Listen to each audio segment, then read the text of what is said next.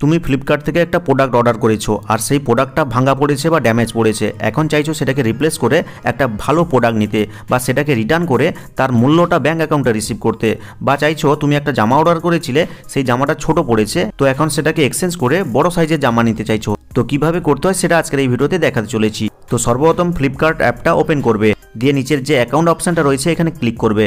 Click করার পরে ওপরে কিন্তু একটা অর্ডারস নামে একটা অপশন দেখতে পাবে, এখানে ক্লিক করবে।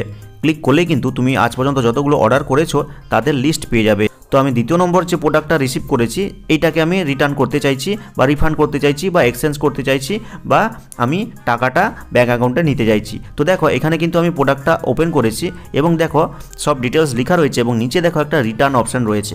তো তোমাদের কিন্তু অবশ্যই এটা খেয়াল করতে হবে যখন অর্ডার করবে যেন রিটার্ন পলিসি থাকে। এবং দেখো এখানে একটা ডেট দিয়েছে যে ডিসেম্বর 22 তারিখ অবধি কিন্তু আমি রিটার্ন করতে পারবো, অর্থাৎ আজকে 17 তারিখ, আমি কিন্তু আরও 3-4 দিন পরেও রিটার্ন করলে রিটার্ন করতে পারবো। তোমাদের কিন্তু এই ডেটের মধ্যে কিন্তু রিটার্ন করতে হবে। তো দেখো এখন আমি রিটার্ন করে দেখাচ্ছি কিভাবে করতে হয়। তো নিচে দেখো এই যে রিটার্ন অপশনটা রয়েছে এখানে ক্লিক করব।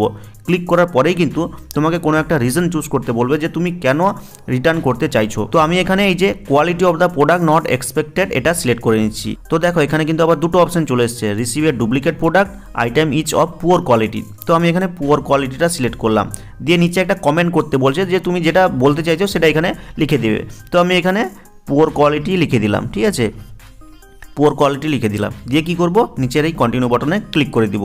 এবার দেখো পরের স্টেপে কিন্তু ইম্পর্টেন্ট আবার একটা অপশন চলে এসেছে। দেখো এখানে লেখা রয়েছে what do you want to return. তুমি কি রিফান্ড করতে চাইছো নাকি রিপ্লেস করতে চাইছো? অর্থাৎ তোমার যদি প্রোডাক্টটা ড্যামেজ পড়ে বা ভাঙা পড়ে তাহলে যদি রিপ্লেস অপশনটা চুজ করো তাহলে কিন্তু তুমি একটা ভালো প্রোডাক্ট আবার রিসিভ করবে।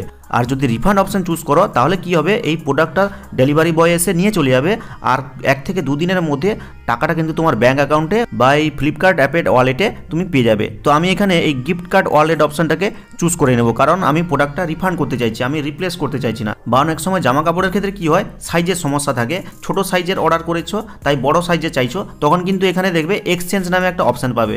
এক্সচেঞ্জ অপশনে ক্লিক করলে কিন্তু তুমি সাইজ স্মলার নাকি বিগার চাইছো সেটা কিন্তু চুজ করার একটা অপশন পেয়ে যাবে। তো এখানে গিফট কার্ড অপশনটা চুজ করলাম। তোমরা চাইলে ব্যাঙ্ক অ্যাকাউন্ট ভায়া ইউপিআই অপশন চুজ করতে পারো বা সরাসরি ব্যাঙ্ক অ্যাকাউন্টে নিতে পারো। তো প্রথম অপশনটা চুজ করে নিচের এই কন্টিনিউ বাটনে ক্লিক করে দিব।